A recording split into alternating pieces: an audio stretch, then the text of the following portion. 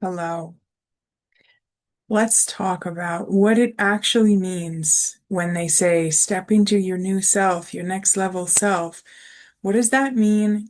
And what happens when you do it? The first thing I'll say right off the bat is that when you step into your next level self, the old version of you starts to panic. That's completely normal. And a lot of times, what happens is you'll start to feel anxiety. You'll start to panic, like actually panic. You'll start to doubt yourself, question yourself, want to back out, all the things. And as that starts to happen, you judge that as, well, something clearly is going wrong, right? Something clearly isn't um, working here because look at me, I'm panicking and freaking out. And this is where it's so, so helpful to understand that you're not a singular entity in there. You have multiple selves. There is a child you, there's a teenage you, there's a 20-year-old you, there's all of them in between. And you are attempting to embody a new version of yourself while all these other versions are still there, and they're going to be there. The point isn't to try to get rid of them. The point is to understand which one of them or which many of them are reacting and responding. And, this shift doesn't happen in these grand moments. We see them on in the movies where the music swells and you could see the struggle in the characters' eyes and they're about to make the biggest choice of their life and all this stuff. No, it doesn't work like that. It just doesn't. We need those things in movies so that we can feel things. The point is to kind of evoke feeling.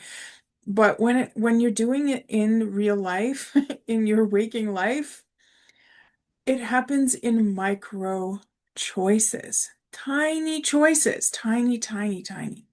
And I'm going to share with you an experience I just had where I literally lived through this process. And I think it's really helpful to have a lived experience to share with you rather than just talk in generalities. It will give you away the key up front so that when I finish telling you my story and we unpack this some more, you can see why, what's going on here, what the key is. The key is making a different choice, making your higher level choice when there are parts of you that don't want to. They don't want to. They're going to scream and shout and all the things. You're going to want to run away. You're going to want to question it. You're going to want to throw up. You're going to want to anything and everything. There are parts of you that are going to really protest. So that is the key, making the choice. And I know it sounds so simple, and you've probably heard it a billion times before, but it's really actually quite nuanced, and that's why I'm kind of sharing it right off the bat. I want to share with you my experience, and then we'll unpack this some more. So, a few months ago, I got an email inviting me to lead a ceremony during a product launch for an intentional beauty company. And they wanted to bring someone who was versed in ceremonial experience and who can create that kind of energy in the room for people who might not have otherwise ever really experienced it or encountered it. So I said yes immediately. Now, this was new to me. While I've done lots of stuff in circles and groups, I've done things in one-on-one, in sessions. I've experienced lots of these ceremonies. But for me to host one, and I wouldn't be the headliner by any stretch, but it was still an important element of this experience. And immediately when I got the invitation, I felt a yes. I was excited, thrilled, overjoyed. My efforts are coming to fruition. All of the things that I've been working towards are happening. So I saw this as the unfolding of my work as a medicine woman, that is still in its beginning phases. I do lots of other stuff. Like I said, one-on-one is a very different animal from holding ceremonies. So to me, it was a confirmation, and it remains so. Nothing, nothing went wrong. Everything went wonderfully. So I said yes to the invitation. All of the things happened, all of the plans and preparations. I prepared very deeply for this. I really thought very deeply about how I wanted it to go, what it meant for me to be bringing this to people who might never have otherwise encountered this. And so I'm going to fast forward this film and get to the moment when it was actually time for me to do the ceremony. And I had it printed out in a binder, but I also knew it. I also knew it in my body. I've practiced it. I've heard it so much. I was doing a calling the four directions. And when it was time for me to do it, and I picked up the rattle, which is what we do to call the directions, I had this moment.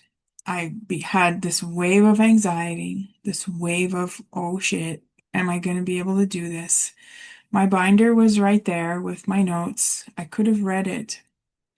And a wave of anxiety was followed by a wave of my present self coming online and going, I can do this without it. I can. I want to. Right. Then another wave of anxiety. Then another, right? So I picked up the rattle. I set the space. There were not a lot of people there, which I think helped me. I tell you, I was both excited and nervous, very nervous. Old stuff, old stuff. Being seen, being judged, being criticized, being wrong, having to be perfect. What if I forget? What if, what if, what if, what if, what if? So many what ifs. Those are the old. That's old stuff. And I knew it because the new stuff, the new me, was the me that immediately said yes to the invitation, was the me that prepared, that saw myself, that envisioned all of this happening. So as I began this, I decided I wasn't going to read it. I was going to connect to each element and actually mean it, actually speak it from wherever, to trust that if I forgot a piece, it would be fine because my intention is what matters. All of this was new. So can you see how, for me, the old and the new were fighting? They were in conflict with each other. As I was stepping into my new self, as I held that rattle, I held both of those energies at the same time. And it was not fun. I'm speaking about it now calmly because I've worked through it, I've processed it, and partly I'm processing this by sharing it too. In the moment, I think my voice cracked a couple times. I don't think anyone in the room noticed, honestly, only me, because I'm the one that's just hyper aware of what's going on.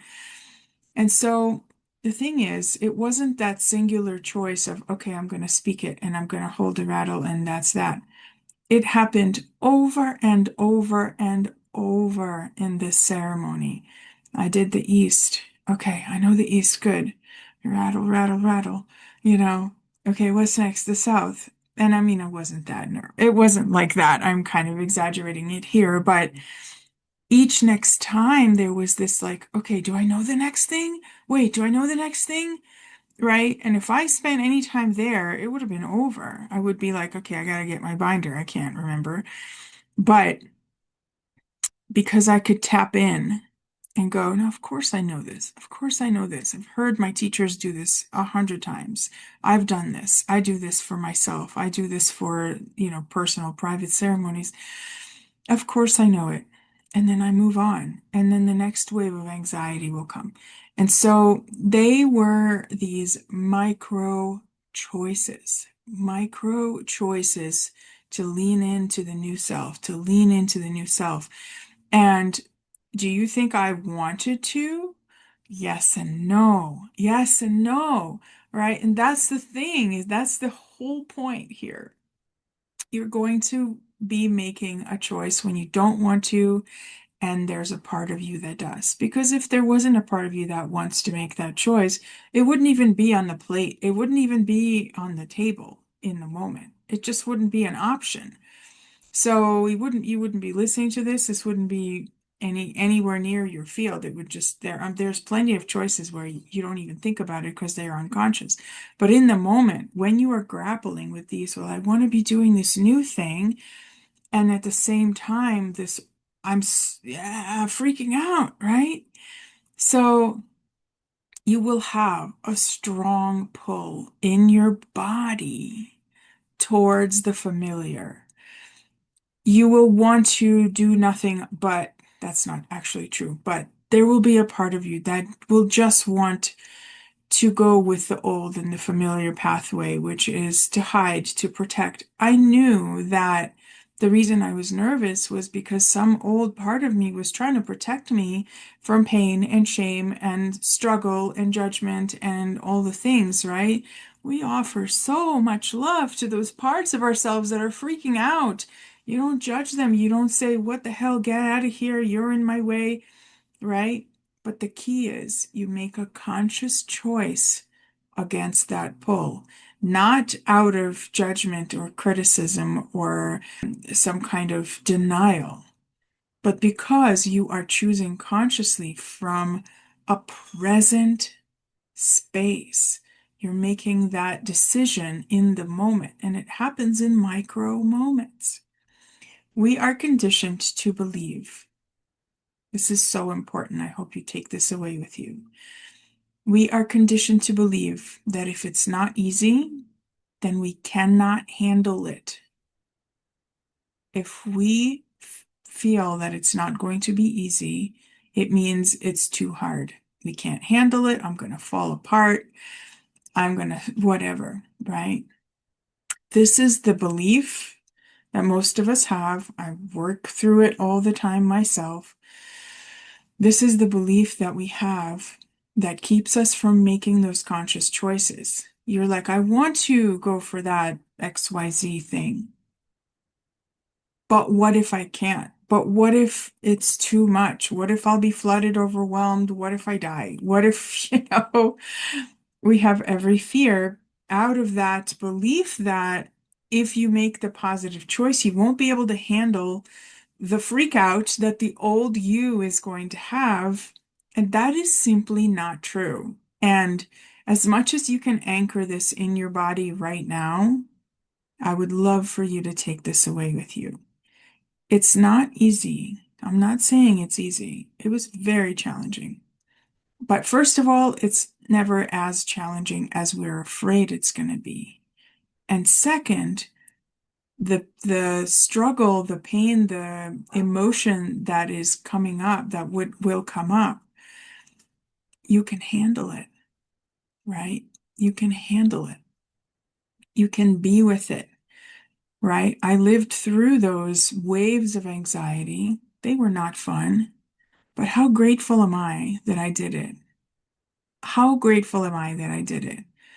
Proud of myself, yes. Proud of myself because for me, being seen is a challenge. Even preparing for these videos brings that up for me, right? Being seen, I was judged, I was criticized as a child. I never looked right, I never sounded right, I never stood right, I never laughed right, I never smiled. I just all the things. Don't cry, don't laugh, don't this, don't that.